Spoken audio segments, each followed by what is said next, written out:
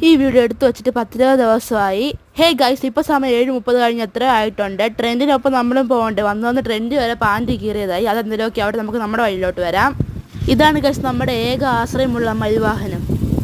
പിന്നെ എൻ്റെ അപ്പച്ചൻ നല്ല മോണക്ക് വണ്ടി ഓടിക്കുന്നത് കൊണ്ട് വേറെ ഒരാളെ കൊണ്ടാണ് നമ്മൾ വണ്ടി ഓടിപ്പിക്കുന്നത്. മറ്റാരുമല്ല, നമ്മുടെ സ്വന്തം ബിജു അങ്കിളാണ്. ബിജു അങ്കിൾ ആരാന്ന് ചോദിച്ചാൽ നമ്മൾ വേണ്ടപ്പെട്ട ഒരാളാണ്. എന്നിട്ട് ശബ്ദം അടുത്തേക്കോ ഉള്ള എല്ലാ പള്ളിയും നമ്മൾ കയറി ഇറങ്ങും ഗൈസ്. ആദ്യത്തെ പള്ളി നമ്മുടെ പരുമലപ്പള്ളിയാണേ.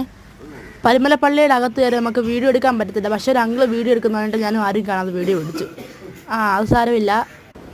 ഇത് നമുക്ക് ചെറിയൊരു കയ്യബദ്ധം പറ്റി. കാറിൻ്റെ കാറിനകത്ത് തന്നെ വെച്ചാൽ ലോക്ക് ചെയ്തു. മനസ്സിലാക്കി ഞാൻ വിചാരിക്കുന്നു. അപ്പോൾ നമ്മളൊരു ഹോട്ടലിൻ്റെ മുന്നിൽ വന്നിട്ടാണ് ഗൈസ് ഇങ്ങനെ നിൽക്കുന്നത്. തറവാട് റെസ്റ്റോറൻറ്റ്. തറവാടെന്ന് പിന്നെ നമ്മൾ അവിടുന്ന് കഴിച്ച് കാറിൻ്റെ കീ ഒക്കെ എടുത്ത് പിന്നെ നമ്മൾ എങ്ങോട്ടോ പൊയ്ക്കൊണ്ടിരിക്കുകയാണ് ഗൈസ്. അകത്ത് സംസാരം നിങ്ങൾ കാര്യമാക്കേണ്ട. അവരെന്തോ ലോകകാര്യം സംസാരിക്കുമെന്ന് എനിക്ക് തോന്നുന്നു. പിന്നെ ഞാൻ പണ്ട് നല്ല കുട്ടിയാണ്, ഞാൻ ഇങ്ങനെ വലിയൊരു സംസാരിക്കുന്നത് കയറി ഇടപെടത്തില്ല. ഞാൻ എന്നെ പൊക്കി പറഞ്ഞെന്ന് ആരും വിചാരിക്കല്ലേ.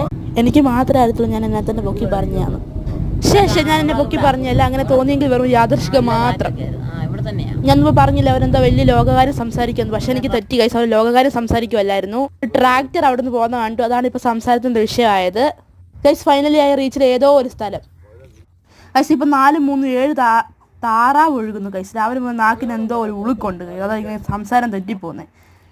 ഇപ്പം നിങ്ങൾ സന്ധ്യയെന്ന് വിചാരിക്കല്ലേ, വീഡിയോ എടുത്തപ്പോൾ അറിയാതെ ഫിൽറ്റർ ഇട്ട് പോയതാണേ. പിന്നെ ഏതോ ഒരു അപ്പച്ചൻ ഏതോ ഒരു തോണി കൊണ്ട് പോകുന്നതായിട്ട് അതും ഞാൻ വീഡിയോ പിടിച്ചു. ആരെയും ഞാൻ വെറുതെ വിടത്തില്ല. പാവം അപ്പച്ചൻ ഇതൊന്നും അറിയുന്നില്ല. പിന്നെ എൻ്റെ അപ്പച്ചനും ബിജു അങ്കിളും കൂടെ കളിച്ചു. ഇപ്പോഴും കൊച്ചു പിള്ളേരാണെന്ന് അവരുടെ വിചാരം. പിന്നെ ബിജു അങ്കിളിനോടൊരു പോസ്റ്റ് ഇടാൻ പറഞ്ഞാണ്. പോസ്റ്റ് ഇട്ട് എൻ്റെ കൈ തന്നു ഗൈസ്. ഭയങ്കര ചൂടൊക്കെ അല്ലേ. ഒരു ഗ്ലാസ് നാരങ്ങ വെള്ളം കുടിക്കാൻ പോയി. വലിയ ഷോ കാണിച്ച് ഉപ്പുള്ള നാരങ്ങ വെള്ളം എനിക്ക് മതി എന്ന് പറഞ്ഞ് ഞാൻ വാങ്ങിച്ചിട്ട് പണി എനിക്ക് കിട്ടി ഗൈസ്. എനിക്ക് പഞ്ചസാരയെ പറഞ്ഞിട്ടുള്ളൂ. എൻ്റെ ടൈം പാസ് വാങ്ങിച്ചിരുന്നു. ആരും തെറ്റിദ്ധരിക്കേണ്ട ലേസാണ്. ആദ്യം 4-3-7 താറാവിനെ കണ്ടെങ്കിൽ ഇതായിരുന്നു ചരിത്രം. 10-100 കൂടുതൽ താറാവുണ്ടായിരുന്നു. പിന്നെ അവിടെ ഇരുന്ന് ഞാൻ ഏത്തയ്ക്കാപ്പം കഴിച്ചു. ഒരു ഇച്ചിരി കുറച്ച് മോരും വെള്ളം തരുമെന്ന് ഞാൻ ചോദിച്ചോളൂ. പക്ഷെ അവർ ഒരു കുടം മോരും വെള്ളം എടുത്ത് തന്നു. പിന്നെ അതും പൈസ കൊടുത്ത് വാങ്ങിച്ചല്ലേ, കളയണ്ടാന്ന് വിചാരിച്ച് കുടിച്ചു. അത് മാത്രം ഓർത്തിട്ടാണ് ഞാൻ കുടിച്ചത്.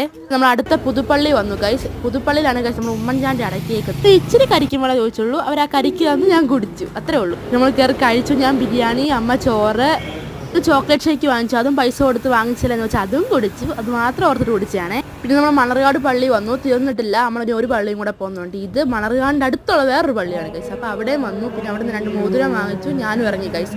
അപ്പോൾ ഓക്കെ, ബൈ.